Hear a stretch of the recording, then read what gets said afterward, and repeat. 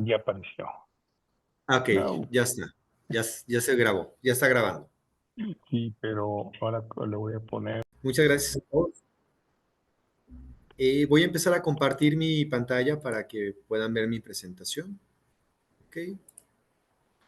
Nada más les pediría que me indiquen cuando ya estén viendo mi pantalla. No sé si ya se está viendo, doctor. Sí, ya está bien. Sí. Adelante. Ok. Pues buenas tardes. El día de hoy pues voy a platicar un poquito al final de cuentas de una temática que está asociada a la parte de transición energética. En la temática voy a tratar de describir de alguna u otra manera diferentes indicadores, información genérica del problema que estamos enfrentando en términos de buscar energías renovables, los impactos ambientales y eventualmente también los retos que tenemos en México para esa agenda de transición energética. En forma general, voy a hablar, en la primera parte, pues, a hablar un poquito de lo que es el contexto del cambio climático y sus implicaciones. Después voy a presentar un poco de estadísticas del sector energético mundial. Eventualmente abordaré lo que es la aportación y la evolución de las energías renovables, así como lo que es el contexto energético nacional, cómo está nuestra matriz energética, cuál es la aportación y eventualmente pues, mencionar algo de las estrategias para la transición energética. Estoy ahorita en la diapositiva de cambio climático, ¿sí la alcanzan a ver? ¿Sí están visualizando el cambio de las diapositivas? Sí, se ve bien. Ah, ok, gracias. Es que a veces esto se atora, pero bueno, empezaremos con la parte de cambio climático. Bueno, pues básicamente el cambio climático, ¿cómo se define? Pues básicamente es la alteración de las condiciones ambientales promedio, ya sea en términos de lluvia, temperatura, en una región dada durante un periodo prolongado, ¿no?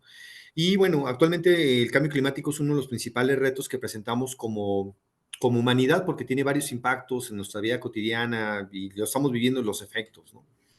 En ese sentido, los cambios en las condiciones ambientales están asociados principalmente o básicamente a lo que son los gases de efecto invernadero en la atmósfera y donde el dióxido de carbono es el principal gas asociado al efecto invernadero y también asociado al final de cuentas a lo que es el cambio climático. En ese sentido, bueno, pues la sobreproducción de los gases de efecto invernadero derivado al final de cuentas de las actividades antropogénicas, de la mejora de la calidad de vida, del desarrollo e implementación de nuevas tecnologías, ha ocasionado que tengamos incrementos inusuales o mayores en la temperatura promedio del planeta que está generando precisamente variaciones drásticas en el clima.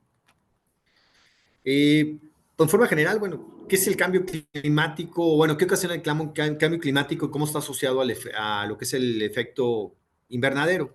Bueno, el efecto invernadero natural es de que, bueno, al final de cuentas nosotros tenemos en la parte exterior de lo que es el planeta una capa de gases que son los que permiten que cuando la radiación solar entra a lo que es la Tierra y después, al final de cuentas, parte del calor es absorbido y parte de ese calor es regresado, algunos de esos compuestos que están en la atmósfera permiten precisamente retener parte de ese calor y eso es lo que nos permite que el planeta tenga cierta temperatura.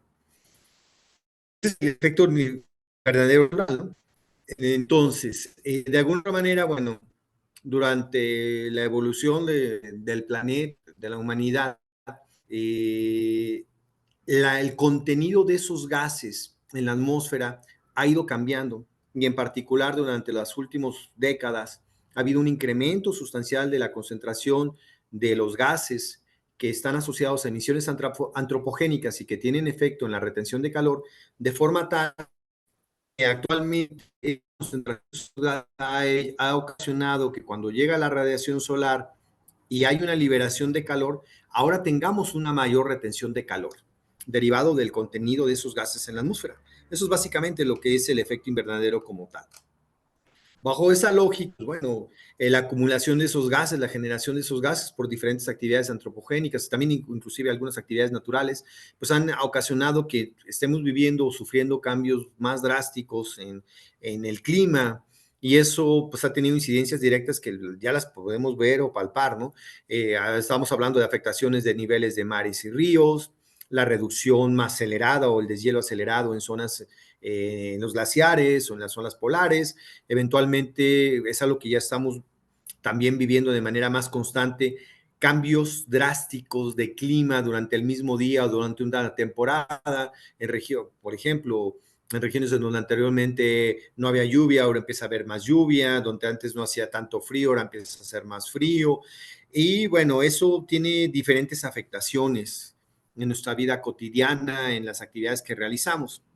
En particular, voy a tratar de pues, plantear, describir el impacto que está teniendo el cambio climático en tres aspectos que estaríamos hablando de la parte de salud pública, en la parte de transporte de caminantes y en la infraestructura, hablando de lo que nosotros hemos construido y utilizamos para nuestra vida cotidiana, ¿no? El objetivo de eso es tratar pues de compartir, al final de cuentas, con las personas que están teniendo acceso a esta plática, la relevancia y la importancia y a los retos que nos estamos enfrentando derivados del cambio climático y por qué es importante empezar, bueno, no es solamente empezar, sino controlar la emisión de gases de efecto invernadero y de esa manera también desarrollar fuentes alternativas de energía que sean renovables y que tengan menores impacto ambiental, ¿no? En la parte de salud pública, si empezamos a revisar, bueno, se ha detectado que al final de cuentas los cambios generados el cambio climático, los cambios en las condiciones climáticas, están asociadas de alguna otra manera con el incremento de enfermedades que se conocen como arbovirales, que básicamente están asociadas a virus transmitidos por lo que son artrópodos. Prácticamente estamos hablando de vectores como mosquitos, garrapatas, entre otros. También se ha visto que si hay una asociación al final de cuentas en un incremento o mayor tasas de transmisión de enfermedades infecciosas como lo que es la malaria, la fiebre amarilla, el dengue o el Zika. Y ha habido un aumento de la incidencia de este tipo de enfermedades en regiones donde usualmente no ocurría. Y bueno, por ejemplo, hay algunas estadísticas que son muy interesantes que cuando empecé a buscar un poco de información relacionado a los efectos que tiene cambio climático en la parte de salud pública, aproximadamente, bueno, se estima que al final de cuentas se tienen más de 700,000 muertes al año que están asociadas a enfermedades transmitidas por vectores y que esa cantidad de decesos ha incrementado de otra manera en los últimos años y se encuentra una correlación, al menos una relación con las variaciones del clima en diferentes regiones, ¿no? También se ha identificado que ha habido un incremento en el brote de enfermedades inflamatorias como artritis, en este caso vasculitis, osteoartritis y bueno, otro tipo de enfermedades que usualmente tenían comportamientos normales en cuestión de sus estadísticas y que se ha identificado variaciones que son significativas. En el caso de la infraestructura, bueno, de repente podríamos pensar, bueno, qué tanto puede impactar el hecho del cambio del clima y que esté incrementando la temperatura y que tengamos variaciones en temporadas de lluvia, temporadas de sequía, entre otros? Bueno, pues es el hecho de que durante décadas nosotros hemos construido infraestructura para satisfacer necesidades, para atender ciertas problemáticas o requerimientos que tenemos derivados del crecimiento de la población, de la misma, mejorar la calidad de vida, ¿no? Y bueno, los efectos del cambio climático también están afectando la infraestructura que disponemos. Por ejemplo, en el caso de una presa, ¿no? En un momento dado, bueno, las presas al final de cuentas las podemos utilizar o las utilizamos para almacenar agua, eventualmente con esa agua también podemos generar electricidad, pero al cambiar o al tener variaciones drásticas en el clima derivado de los incrementos de temperatura, lo que está sucediendo es que cuando haya esos cambios drásticos en las condiciones ambientales pueden ocasionar que, por ejemplo, tengamos al final de cuentas en zonas donde anteriormente la temperatura no era tan alta, se incremente la temperatura y en ese sentido se incremente, por ejemplo, la evaporación del agua que está almacenada en presas, ¿no? Generando problemas, por ejemplo, de abastecimiento, ¿no? O viceversa, podríamos tener la reducción de evaporación, podría darse el caso. O sea, también en un momento dado, si hay variaciones en las condiciones climáticas, eso puede afectar en la calidad del agua, al incrementar la temperatura, por ejemplo, y estar en contacto con minerales, puede ser que tengamos procesos de extracción y eventualmente eso termine afectando la composición del agua. También si en su momento una presa se había diseñado para una capacidad considerando una lluvia promedio, una cantidad de lluvia promedio anual, y si cantidad de lluvia se incrementa de manera drástica derivada del cambio climático, pues podemos tener potenciales inundaciones, ¿no? Entonces, eso implica que de alguna otra manera los efectos del cambio climático están incidiendo en que tengamos que hacer modificación y adaptación de infraestructura existente y que usualmente es costosa y que va a requerir en un momento dado inversión. Hay otros ejemplos, ¿no? Es algo común en algunos países, algunas regiones, que se tengan centros poblacionales construidos cerca de mares, de ríos, de forma tal que inclusive con los cambios al final de cuentas de lluvias ocasionen o cambios de niveles en mares y ríos y eventualmente generen daños de estructuras, riesgos de colapso.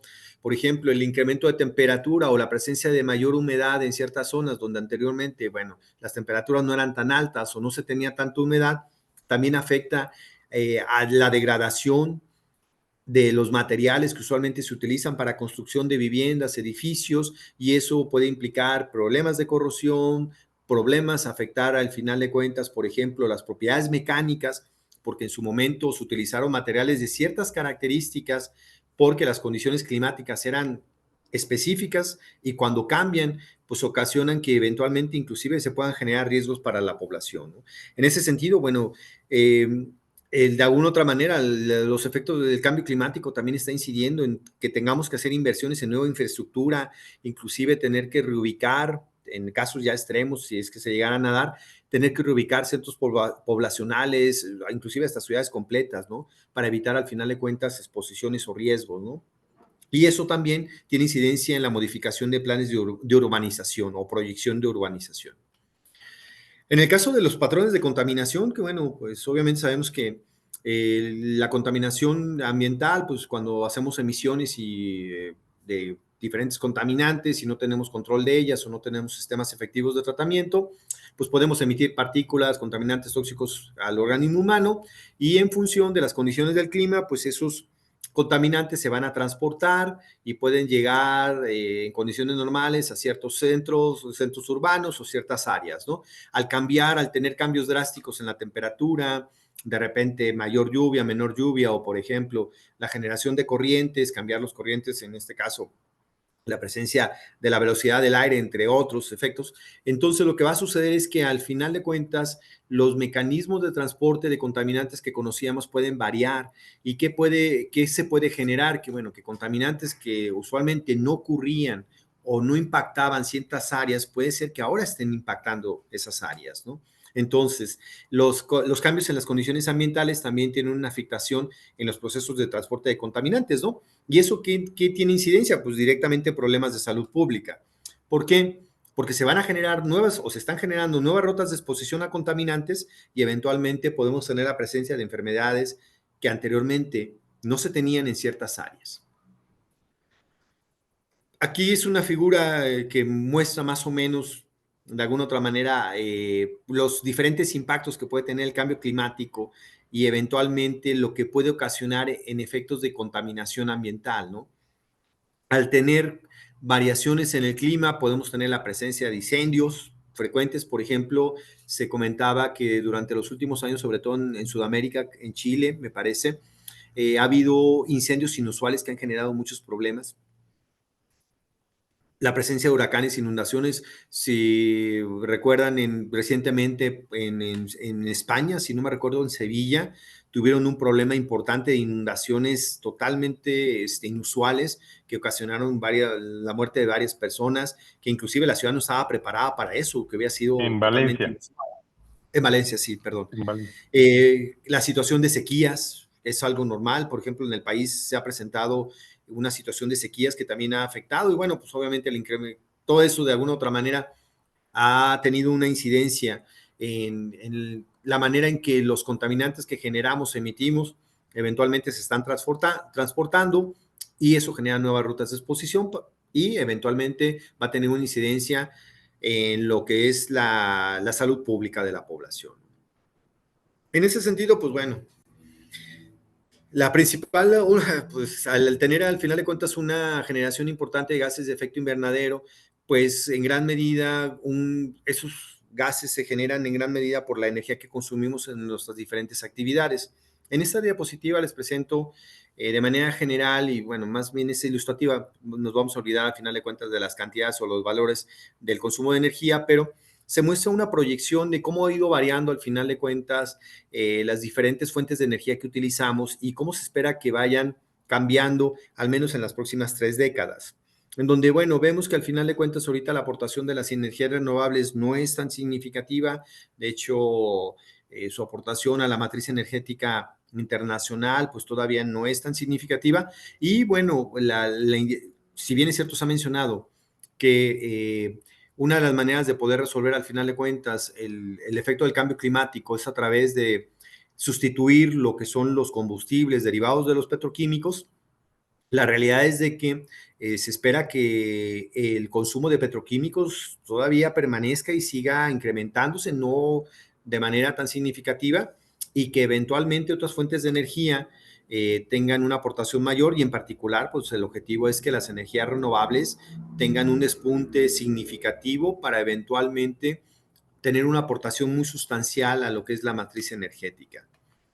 Aquí les Oye, presento una... Adrián, ¿te puedo hacer Sí, una dígame. pregunta? Sí, sí, claro. ¿Por, por qué la energía nuclear, que por ejemplo en Francia ha funcionado muy, muy bien, Exactamente. Sí. por qué no hay más plantas nucleares? ¿Por qué no hay más inversión en este tipo de energía? Creo que es una cuestión precisamente de políticas y de grado de aceptación social. Y es muy correcto lo que usted dice. En Francia es común que ciudades tengan al lado la planta nuclear que está generando energía. De hecho, inclusive es una de las energías que se considera es renovable y limpia. Lo que pasa es que en gran medida el rechazo a la instalación de plantas nucleares en gran medida se ha derivado de los accidentes que han pasado.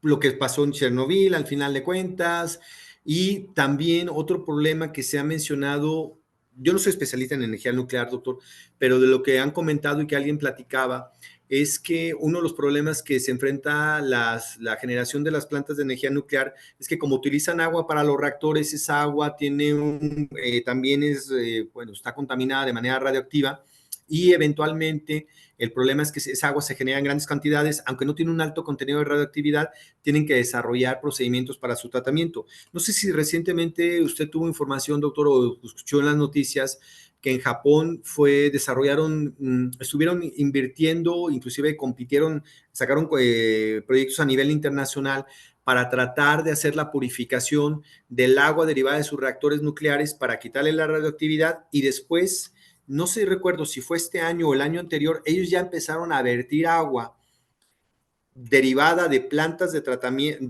perdón, generada en plantas de energía nuclear que fue tratada y la empezaron a vertir a los mares. Y hubo un escándalo porque estaban diciendo, inclusive grupos ambientalistas estaban diciendo que había posibilidades de que esa acción que estaba ya haciendo Japón de empezar a disponer esa agua tratada, que ya no que tenía niveles de radiación muy bajos, pudiera afectar a lo que era la industria pesquera japonesa, porque se basa mucho en mariscos. Entonces, tiene que ver con una parte de percepción. Yo había escuchado que aquí en el caso de México tenemos una planta nuclear, que es la Laguna Verde, si no mal recuerdo. Bueno, uno de los problemas que tiene la planta nuclear, y después derivado de que no ha habido mucha inversión en la parte de protección y de sistemas de seguridad, se mencionaba que había un riesgo de un posible incidente que generara que el reactor se pudiera dañar y eventualmente exposición. Yo creo que es más bien de aceptación social y en un momento dado, bueno, también se requiere inversión para mantener operando al 100% también los sistemas de seguridad de las plantas. Yo creo que va por ahí básicamente, doctor. Ok, gracias. En ese sentido, les presentaba que en esta diapositiva, al final de cuentas, un comparativo de cómo ha básicamente, bueno, ¿cómo se ha correlacionado el consumo de energía con el incremento poblacional? Pues es una realidad que a medida que incremente la población en el planeta, pues requerimos más servicios, transportación, alimentos, y todo eso de una u otra manera consume energía, ¿no? Y también en esta gráfica se presenta cómo ha ido avanzando la aportación de las diferentes fuentes en términos de su aportación al consumo de energía global.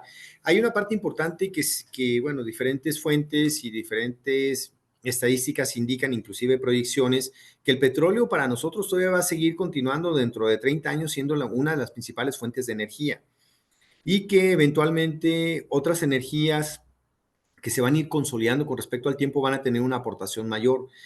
Inclusive, bueno, en esta gráfica se ve claramente que inclusive las proyecciones, a pesar de los acuerdos y los impulsos que se están haciendo de transición energética a nivel internacional, pues aún se estima que en 30 años más, la aportación de las energías renovables va a ser apenas igual o ligeramente inferior a la aportación de la energía que se obtiene de los petroquímicos.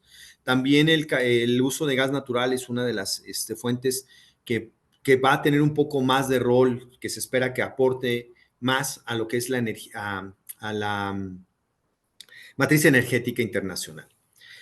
Cuando empezáramos a analizar al final de cuentas la parte del consumo de energía por sectores, es algo muy interesante porque, bueno, literalmente el consumo de la energía que hace la sociedad se divide en tres partes principales.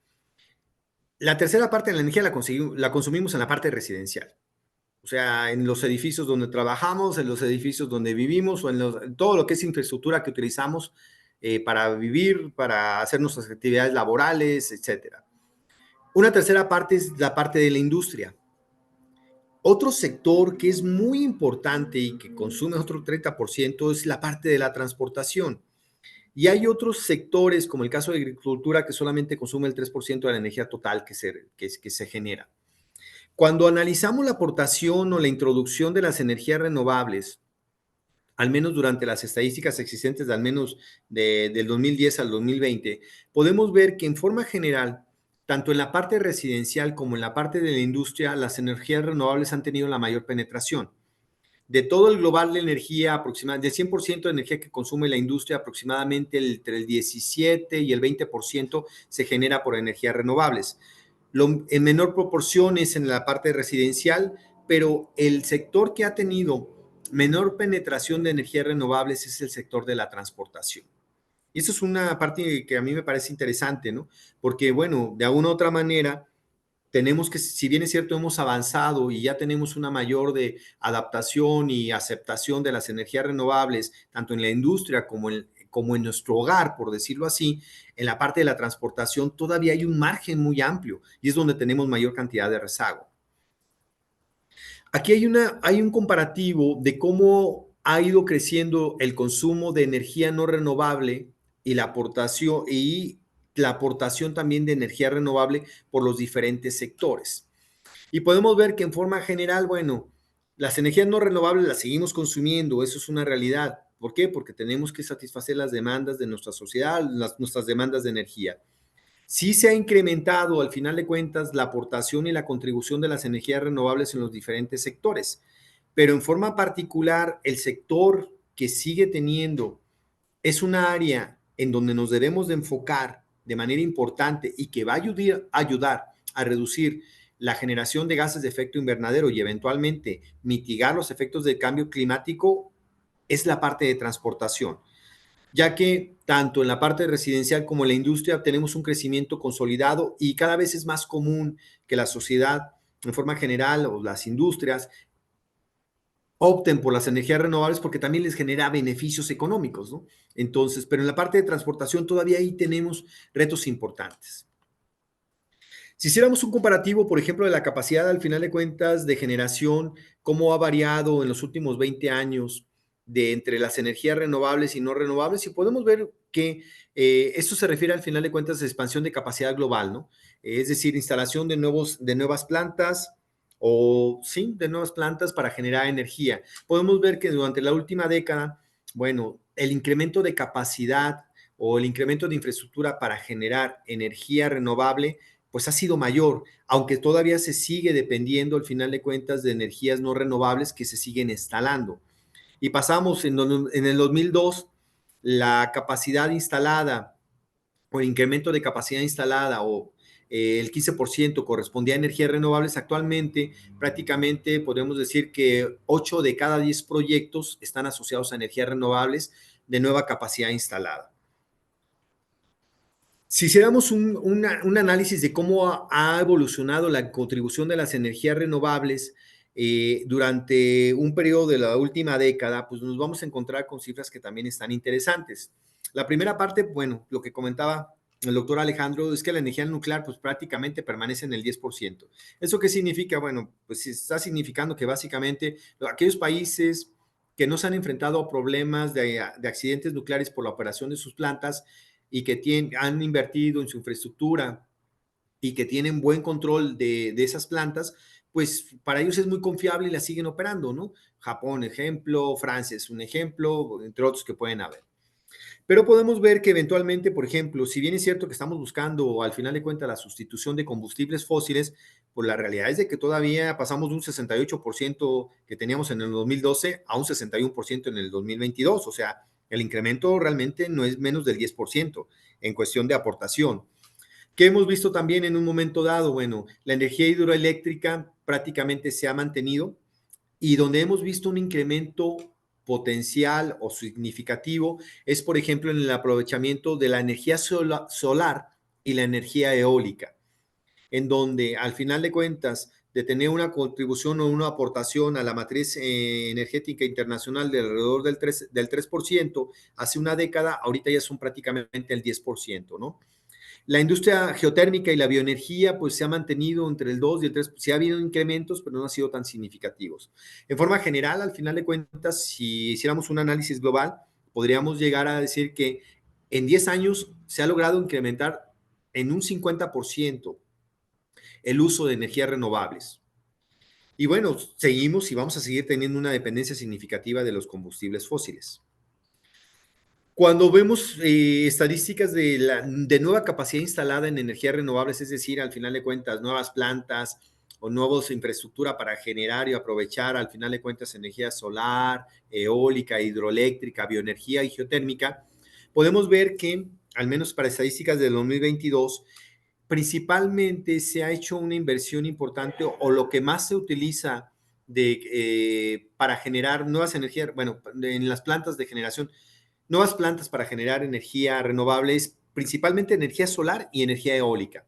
En menor proporción la parte de la hidroeléctrica. Obviamente la parte de bioenergía todavía está mucho más abajo y la geotérmica prácticamente no tiene, no hay un incremento sustancial en su capacidad instalada.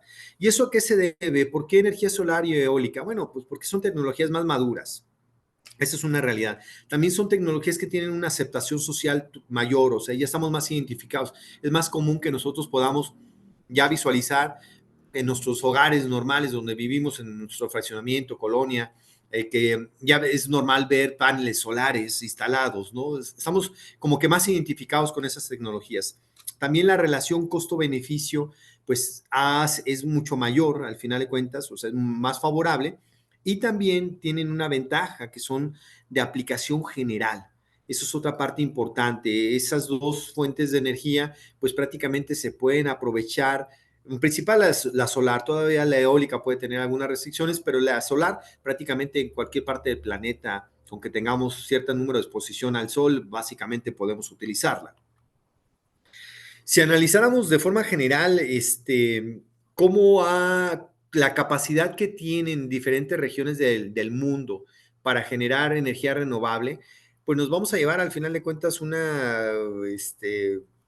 va a ser vamos, hay cifras muy interesantes. Lo primero es que, bueno, Asia contribuye con casi la mitad de la energía renovable que se genera en todo el planeta. En segundo lugar, la Unión Europea. Después, lo que es América del Norte, es decir, México con Estados Unidos y Canadá, estamos aportando cerca del 15%, pero hay regiones que tienen que ver también con sus condiciones socioeconómicas y grado de desarrollo tecnológico, como Centroamérica, en donde solamente aportan el 1%. Entonces, en ese sentido, bueno, esto también refleja los grados de inversión que cada país tiene y la importancia que le han dado para fortalecer sus agendas, ¿no? Y en ese sentido, tanto Asia y Europa, pues son las regiones que tienen mayor contribución a la generación de energía renovable a nivel mundial. En cuestión de la reducción el plan de reducción de lo que son los gases de efecto invernadero, bueno, si hiciéramos al final de cuentas un estadístico, bueno, si analizáramos se ha evolucionado en la generación de esos gases de efecto invernadero y con respecto a los objetivos que requerimos, en donde la idea es que, de acuerdo a los planes y a las proyecciones, es que en el 2050 la generación de gases de efecto invernadero prácticamente se reduzca, sea mínima, o sea cercana a cero, podemos ver que, pues bueno, el crecimiento desde que se plantearon las primeras metas de 1990 hasta el 2020, es decir, durante 30 años, solamente se alcanzaron a reducir aproximadamente en 19% el índice que estamos utilizando para cuantificar precisamente la generación de esos gases. Se espera que, bueno, al terminar en el 2030 estemos alcanzando el 55% de la meta y bueno, en las últimas 2 décadas que siguen, que se están planteando, pues se llegue al 100%, ¿no? Pero vean, en un momento dado, estimaciones y cálculos dicen en términos de la reducción de emisiones por millones de toneladas de dióxido de carbono equivalente, en 30 años alcanzamos a reducir 35 millones de toneladas de dióxido de carbono.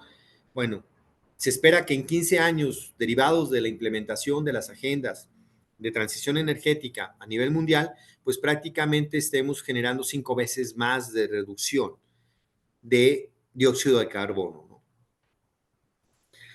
Aquí hay una parte bien interesante del final de cuentas, y este es un comparativo de modelaciones en donde se hace el comparativo de cómo sería la generación de gases de efecto invernadero y el impacto de generación considerando un escenario, si no aplicamos políticas de transición energética y si utilizamos o suministramos nuestra energía a través del 100% de fuentes de energía renovable.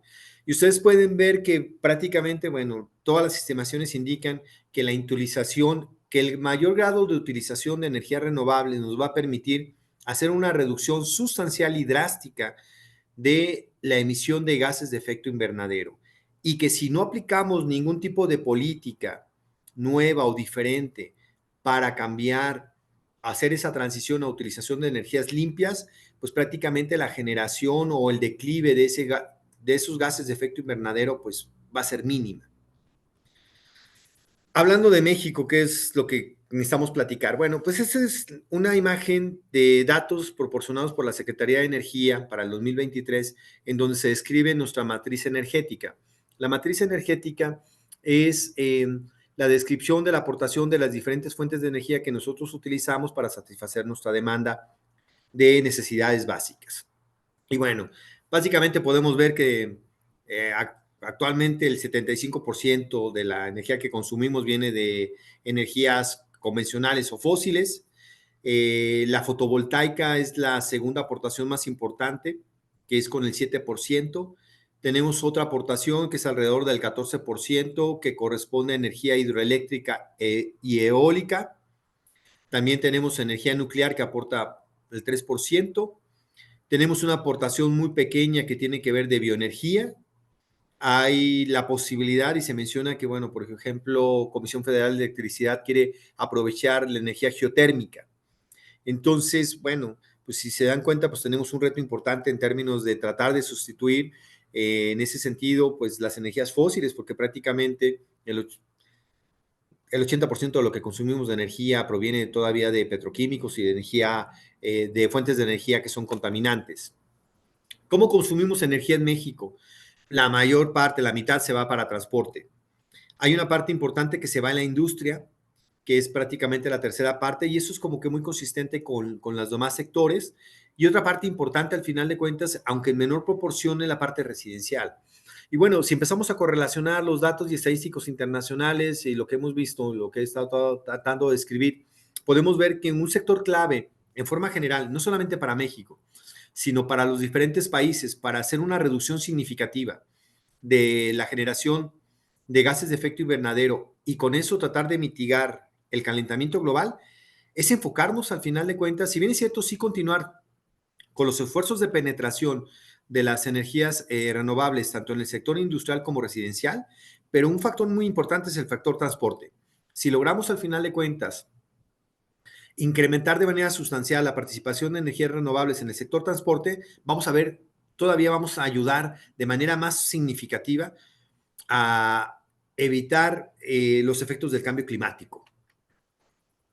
Si comparamos al final de cuentas los datos que tiene la Secretaría de Energía durante los últimos años en función de la aportación de las energías renovables y cómo van evolucionando, y si partimos de un hecho, que esa es una parte importante, bueno, de acuerdo a los compromisos que se establecieron en el Acuerdo de París, este año México se comprometió a que el 35% de su energía producida tenía que ser de energías renovables. En 2019, el 18% de la energía que consumíamos venía de renovables. Hubo un incremento para el 2021, para el 20, para el 21 y para el 24, para el 2022 hubo prácticamente se estancó. No hay estadísticas todavía del 2023, pero parece ser indicar que hubo también una reducción. ¿Por qué? Por políticas aplicadas a nivel nacional, por el gobierno federal. Si vemos al final de cuentas, bueno, ¿qué va a suceder? Pues obviamente, pues vamos a quedar muy lejos del compromiso que estableció en el Acuerdo de París. O sea, no vamos a alcanzar al final de cuentas ese 35%. Y si ustedes pueden visualizar en la gráfica cómo ha ido evolucionando al final de cuentas la aportación de las diferentes fuentes, pues bueno, pues vemos que también al menos en los primeros años hubo un pequeño incremento, pero estamos estancados. O sea, no ha habido un incremento sustancial en la aportación de la contribución de ciertas fuentes de energía y en algunos casos se ha reducido. Y bueno, ¿qué alternativas tenemos en México al final de cuentas y cuáles son, de acuerdo a los agentes especialistas, los mismos análisis que han hecho, la parte técnica del gobierno, las áreas técnicas del gobierno? Es que, bueno, la parte de la hidroeléctrica, bueno, tenemos al final de cuentas retos importantes si lo viéramos en términos de generación a nivel nacional. Por ejemplo, uno de los problemas que estamos enfrentando con la industria hidroeléctrica en México es que necesitamos su producción depende en gran medida de de la modernización de las plantas. Y bueno, sabemos que tenemos problemas al final de cuentas en plantas que requieren inversión, ¿no?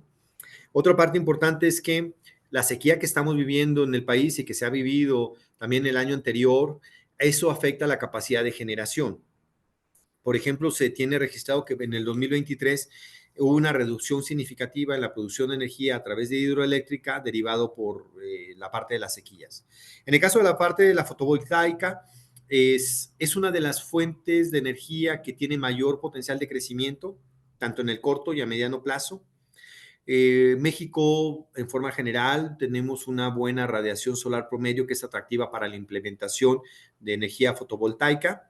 Y en particular, la región norte del país es la más atractiva para la instalación de plantas que aprovechen la energía solar, ¿no?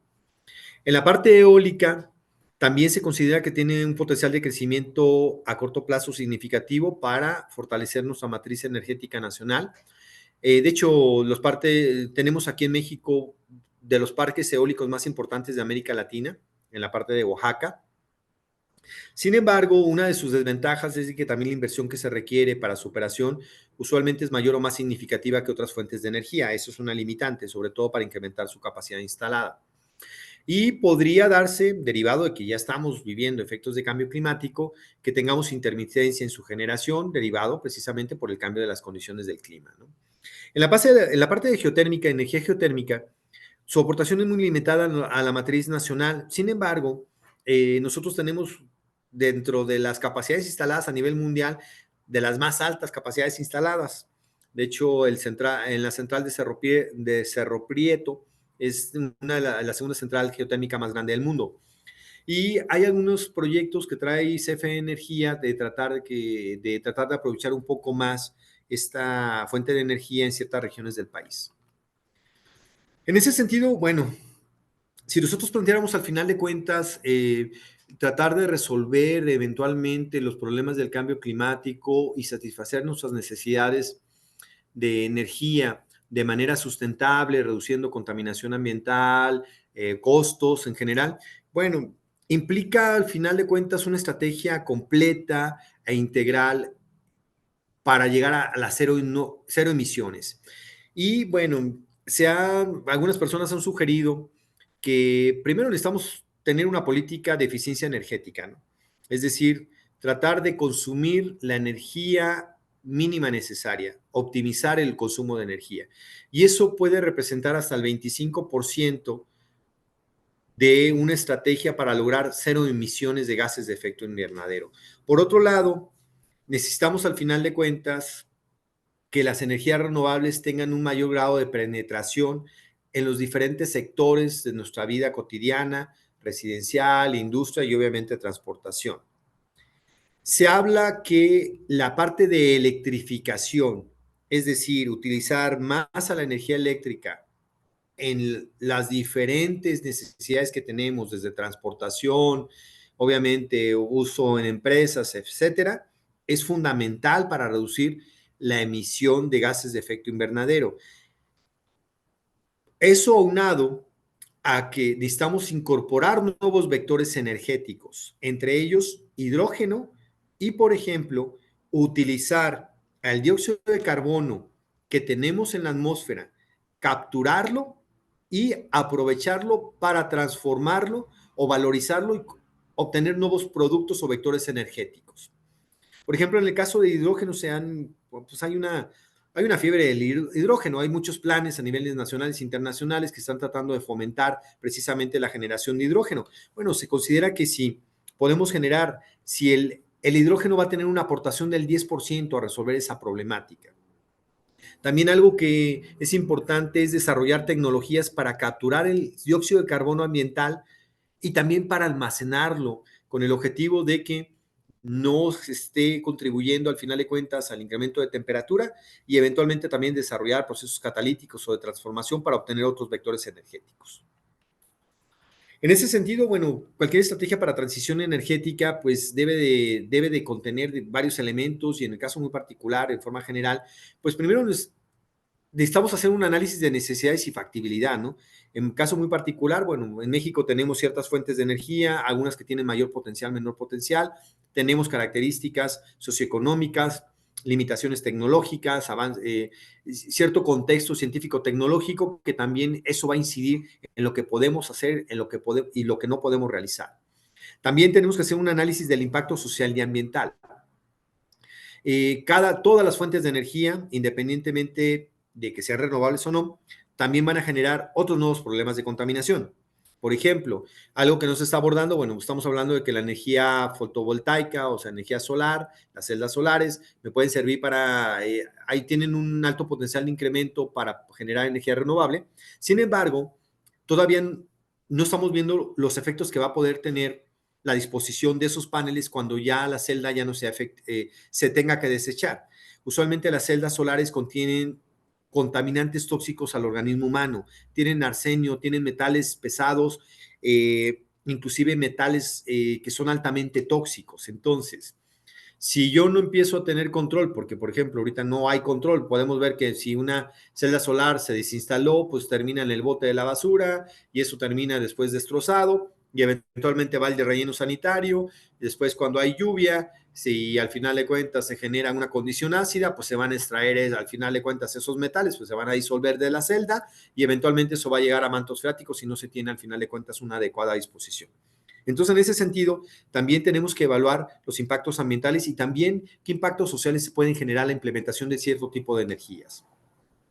Cuando hagamos la implementación del sistema de energía renovable, pues tenemos que considerar todas las alternativas que pueden fortalecer mi matriz energética y tratar de maximizar el beneficio de ellas cuando se haga la integración. Y obviamente, bueno, pues necesitamos hacer un control y monitoreo, ¿no? Y esto nos va a permitir ir retroalimentando las diferentes etapas de esa estrategia de transición energética. Para llevar a cabo la implementación, y bueno, nosotros como país tenemos muchos retos, ¿no? Obviamente no estamos cumpliendo con el Acuerdo de París, estamos muy lejos de cumplir esa situación. Nos vamos a enfrentar al final de cuentas a que pues necesitamos empezar a sustituir nuestras fuentes de energía por energías renovables. Bueno, ¿qué necesitamos? Hay varios actores que van a tener que participar y que, bueno, que están participando, ¿no? Y esto se le conoce como el ciclo de la transición energética. Bueno, primero necesitamos la participación activa del gobierno, ¿no? El gobierno, al final de cuentas, es un líder en el sentido de establecer políticas, acciones, programas y también dar financiamiento. Y en ese sentido es muy importante que haya que hayan fondos públicos para investigación y desarrollo, para que podamos desarrollar tecnologías propias o resolver problemáticas que son muy específicas de nuestro contexto. Y también necesitamos que el gobierno desarrolle políticas de transición energética, pero que estén basadas en evidencia científica. Por el otro lado, también requerimos innovación social. Si bien es cierto, vamos a incorporar energías renovables, pues bueno, tenemos en nuestro país hay diferencias sustanciales, socioeconómicas, culturales, políticas, y bueno, en ese sentido, tenemos que la implementación de ciertos tipos de fuentes de energía pueden generar dilemas sociales que también tenemos que resolverlos, ¿no? Por ejemplo, lo que se platicó de la energía nuclear, ¿no? A lo mejor si queremos instalar una planta de energía nuclear, a lo mejor en cierta zona puede ser que los pobladores de esa zona, derivado de la información que tienen de que pueden haber riesgos nucleares en caso de un accidente, no lo quieren ni lo quieren instalar, ¿no? Entonces, en ese sentido, necesitamos al final de cuentas identificar los posibles dilemas o problemáticas sociales que nos vamos a enfrentar cuando implementemos ciertos tipos de energías renovables. Y es importante que también el gobierno esté involucrado para tener una transición colaborativa, ¿no? Sin duda necesitamos redes de colaboración y esas redes de colaboración no solamente son a nivel local, son a nivel nacional y también a nivel internacional. ¿Por qué? Porque necesitamos un aprendizaje conjunto de forma tal de que las experiencias de otros actores en otras regiones, ciudades, estados e inclusive países nos ayuden a nosotros a resolver problemáticas muy particulares, ¿no? Y eso es muy importante. También es importante la participación del sector privado, ¿no? En el sentido de financiar proyectos, invertir recursos y también gestionar recursos para que se puedan implementar nuevas tecnologías y aceleremos de alguna otra manera el grado de penetración de las energías renovables. Y aquí hablando para el sector académico, pues una parte importante es que nosotros como investigadores o la gente que estamos involucrados en la parte de investigación, pues también estemos buscando fondos, ayudemos y participemos en colaboración con la industria a gestionar fondos internacionales de diferentes organismos que nos permitan eventualmente financiar proyectos de transición energética. ¿Y esto qué implica? Bueno, tenemos que hacer al final de cuentas modelos de aprovechamiento integrales que van a depender al final del tipo de energía que utilicemos. Aquí les presento como ejemplo cómo podría ser un modelo de aprovechamiento ideal del hidrógeno, ¿no? Bueno, el hidrógeno tiene un sinfín de aplicaciones. Obviamente me sirve para aportar energía, me sirve para la parte de transportación. Si yo soy capaz de producir hidrógeno y ese hidrógeno lo produzco, tengo un exceso de hidrógeno después de satisfacer mis necesidades, yo también lo puedo exportar y obviamente pues el hidrógeno me puede servir como materia prima para otro tipo de obtener otro tipo de químicos de alto valor agregado, ¿no? Ese sentido, bueno, si yo quiero hacer un aprovechamiento integral del hidrógeno en el país, pues tengo que desarrollar al final de cuentas procesos efectivos para su generación, eventualmente su incorporación a las diferentes tecnologías o sectores usuarios. También necesito desarrollar estrategias para su almacenamiento y eventualmente su incorporación a la red eléctrica a través de vectores energéticos. Entonces, cuando analizamos el aprovechamiento de una fuente de energía renovable, pues tenemos que ver todos los factores y elementos que participan en ella y tratar en ese sentido optimizar las condiciones de operación de forma tal de que nos permita maximizar el aprovechamiento de esa fuente de energía. Sin duda, bueno, tenemos diferentes áreas de oportunidad, ¿no? Y son muchos retos, o sea, y nos estamos enfrentando también a otras problemáticas que debemos de resolver de manera integral, ¿no? Y en ese sentido, bueno, la generación de energía limpia también está enfocada a aplicar conceptos de economía circular, donde básicamente podemos aprovechar residuos, subproductos de otros procesos para incorporarlos y dentro de nuestra matriz energética o como materiales o insumos para fortalecer nuestra matriz energética. Y si hablamos de retos, pues tenemos retos en términos de materiales, tenemos que desarrollar nuevos materiales, por ejemplo, para un equipo de eólica, a mí me conviene desarrollar un material que sea resistente, pero que en un momento dado sea muy económico, pero al mismo tiempo ligero y que es, por ejemplo, no se dañe a la exposición cuando está operando de manera continua con el calor. En el caso de procesos, necesito procesos más efectivos, que sean menos contaminantes, que generen menos residuos. Obviamente la parte de los costos es importante. La penetración de algunas fuentes de energía va a depender en gran medida, al final de cuentas, de costos. Inclusive, aunque tenemos ya, ha habido una reducción significativa en los costos de las energías renovables, todavía aún así son prohibitivas para ciertas zonas vulnerables y obviamente vamos a enfrentar problemas de contaminación. También hay, de alguna manera, se han identificado algunas áreas de oportunidad. Por ejemplo, se ha mencionado mucho que en la parte del litio puede ser una fuente importante y que nosotros en México tendríamos la oportunidad de aprovechar ese litio como un mineral estratégico para la parte de transición energética. Bueno, pues ahí tenemos que hacer la parte de inversión también en ciencia y tecnología y desarrollo. Y una parte importante es desarrollar tecnología nacional para que se haga explotación y generación de valor agregado. Y en ese sentido, bueno, pues el marco, necesitamos un marco integral de políticas públicas. Y pues si lo vemos de forma general, pues se está buscando que tengamos una transición energética. Ese es un término que se ha tratado de manejar de manera global, que sea una transición energética justa e inclusiva, en donde, si bien es cierto, el interés y el objetivo es satisfacer las demandas de energía de la sociedad para mejorar nuestra calidad de vida y satisfacer nuestras necesidades, y también la economía tiene un rol muy importante, sin perder de vista a la sociedad como en su conjunto y sin afectar al planeta. Básicamente es como lo podríamos manejar. Entonces necesitamos tener políticas de desarrollo. Esas políticas deben estar integradas, determinar también políticas de acción y nuestro marco regulatorio dentro de políticas también debe de tratar de buscar de armonizarse tanto a nivel regional como a nivel internacional. Y de alguna otra manera, bueno, esa transición de mayor penetración de las energías renovables va a generar nuevos retos donde vamos a tener que considerar cambios en varios aspectos de nuestra vida cotidiana.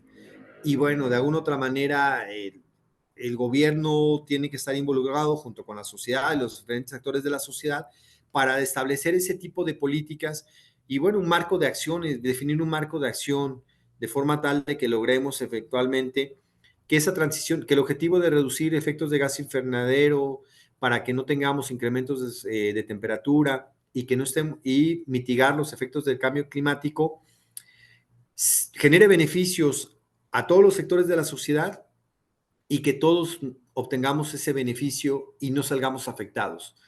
Esa es una parte importante y se comentan. Dentro de las diapositivas presenté algunas referencias que pueden servir para, donde abordan un poquito más estos temas, ¿no? Y bueno, ya para terminar, no quitarles mucho tiempo porque ya prácticamente son las 7 y bueno, ya es tarde para algunas personas. Aquí les quiero platicar de un proyecto, este es uno de los, un proyecto actualmente que estamos desarrollando, que está financiado por la Unión Europea, en donde está siendo coordinado por la Organización de Estados Iberoamericanos y es un ejemplo de diplomacia científica en donde la Unión Europea está invirtiendo recursos y está permitiendo el financiamiento, inclusive nos está llegando financiamiento aquí en México, para poder abordar de alguna otra manera la parte de transición energética entre la Unión Europea, América Latina y el Caribe. Este proyecto se basa precisamente en cooperación, en intercambio de know-how, de conocimiento, de tecnologías, de experiencias, capacitación, formación de personal, también la parte de políticas públicas y una evaluación de los impactos ambientales y sociales que tiene la transición energética, tanto en América Latina, el Caribe y en la Unión Europea. Y bueno, aquí comentarlo para las personas que nos están atendiendo la presentación, creo que una parte importante ante el escenario que nos estamos enfrentando en México de que, bueno, no hay tantos fondos para, a veces para la investigación, una parte importante donde podemos aplicar ese tipo de convocatorias, está el fondo del programa Horizonte de la Unión Europea. Hay varios fondos en donde entidades, centros de investigación, instituciones públicas e inclusive organismos del, de la sociedad civil pueden obtener financiamiento. Entonces, creo que aquí es una oportunidad importante y bueno, más allá del alcance del proyecto, pues comentarles que para los académicos que nos dedicamos a la parte de investigación, los fondos de la Unión Europea es una posibilidad para poder fortalecer nuestras agendas de trabajo y también, bueno, conseguir recursos que nos permitan a contribuir a resolver las problemáticas nacionales, ¿no? De mi parte sería todo.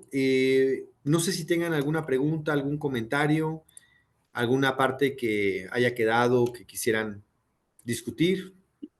Y si alguien tiene una pregunta, mira, yo voy a empezar, Adrián. A mí me sorprende, Sí, bueno, a lo mejor no me debe sorprender, pero esa gráfica que pusiste del uso de energías fósiles es el transporte, es prácticamente el 50% en el país. Ahora, sí, claramente no se puede, no todo el mundo se va a comprar un carro eléctrico.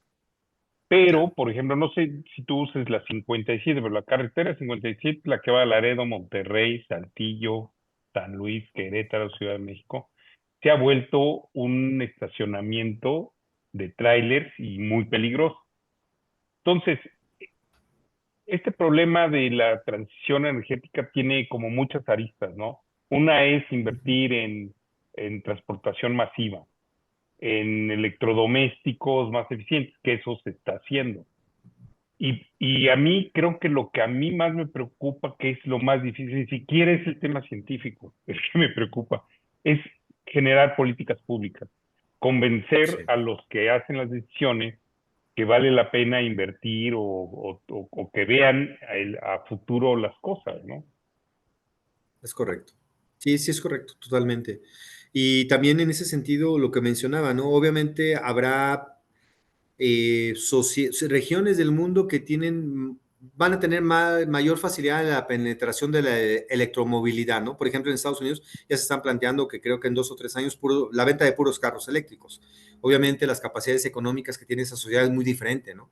Aquí si nosotros Claro. quisiéramos dejar de sacar todos los vehículos de gasolina, pues meteríamos en un problema tremendo. Los costos de los vehículos eléctricos están totalmente desfasados, o sea, son inalcanzables para varios sectores de la sociedad, ¿no? Entonces, sí es tenemos un panorama muy variante, prácticamente tenemos un universo de región a región, inclusive dentro de la parte del país, al final de cuentas podríamos ver, yo creo que si analizáramos los datos de penetración de energías renovables, nos vamos a encontrar que la parte norte tiene mayor penetración, tenemos mayor uso y tenemos más capacidades para poder implementarlas que la parte del sur. Y eso también está asociado al final de cuentas a diferencias socioeconómicas, inversión, infraestructura, entre otras cosas. Ok. ¿Alguien tiene alguna otra pregunta?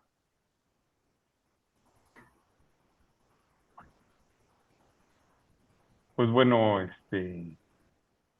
Adrián, hoy Hola, te agradezco muchísimo. Ah, aquí hay alguien tiene una pregunta. Erika, sí, adelante, Erika. muchas gracias.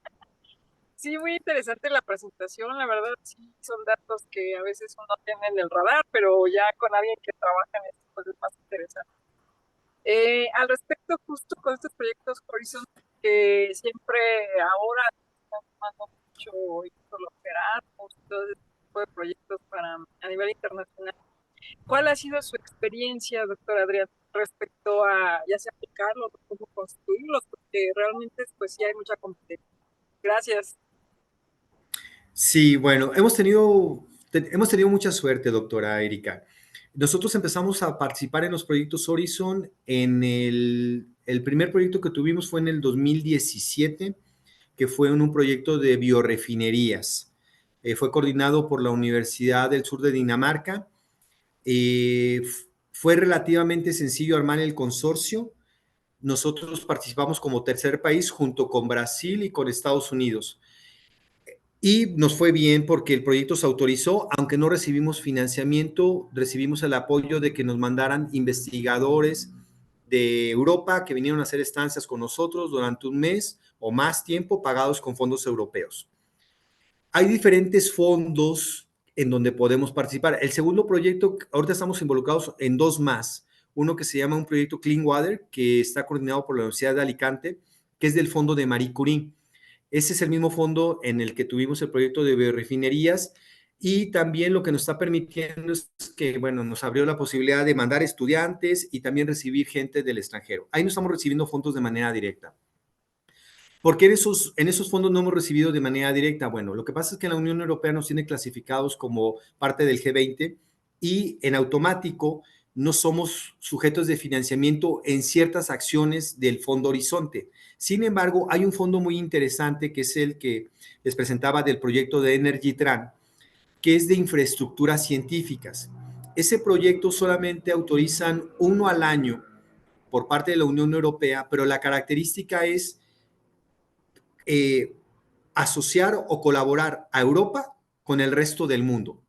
Y ahí, a diferencia de los otros fondos, sí podemos recibir financiamiento. La parte importante a nosotros en ese proyecto de Energy Tran, doctora, nos invitaron por parte de la OI y somos la única institución que está participando en México, junto con otros integrantes de Portugal, Argentina, Chile.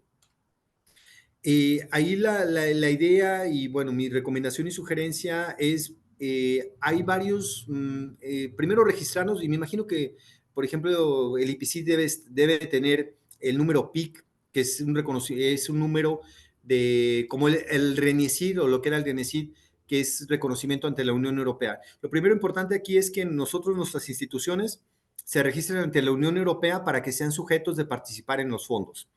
Después de eso, hay muchas convocatorias en donde se requiere la participación de terceros países, en donde la Unión Europea, el proyecto existe porque les da recursos la Unión Europea a los países europeos para que hagan colaboración, se trasladen o hagan investigación en países no europeos.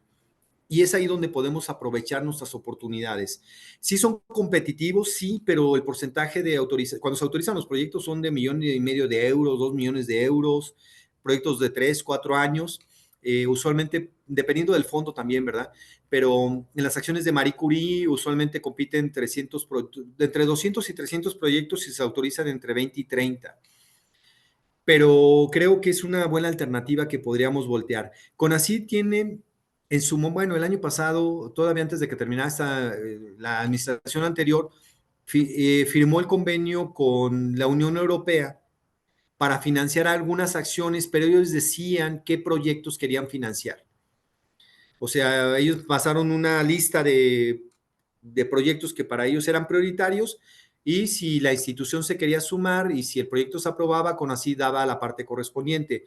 Yo desconozco cuántos proyectos aprobaron bajo esa modalidad, pero era muy reducido el espectro o la cartera de proyectos donde uno se podía sumar. Pero es una alternativa. Pues muchas gracias y por su amabilidad de explicar esto.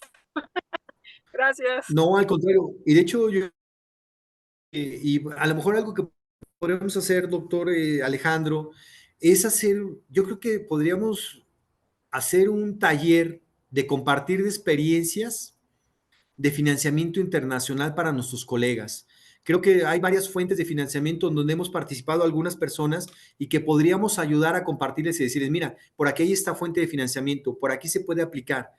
Creo que eso sería muy benéfico para la comunidad científica, porque a Es veces muy nos buena vemos idea, ¿eh? involucrados de manera circunstancial. Por ejemplo, ahorita hay un fondo de las Naciones Unidas que es un fondo para atender problemas de residuos. Y para participar, pues se tiene que buscar a una instancia del gobierno y no sé qué tanto.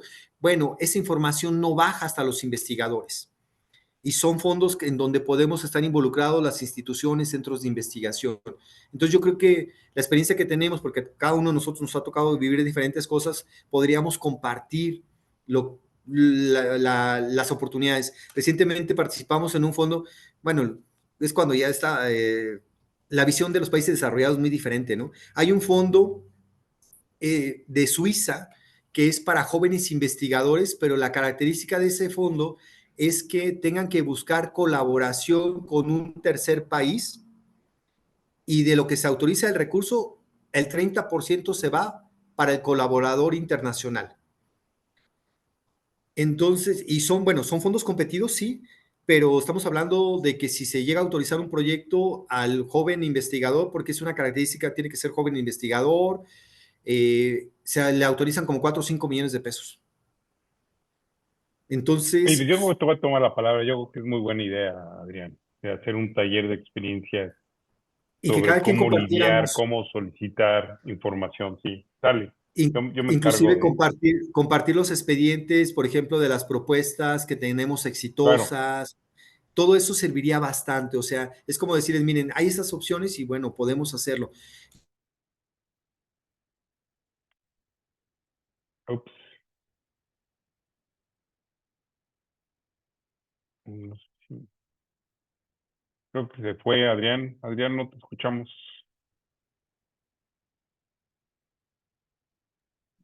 Sí, sí, creo que se desconectó.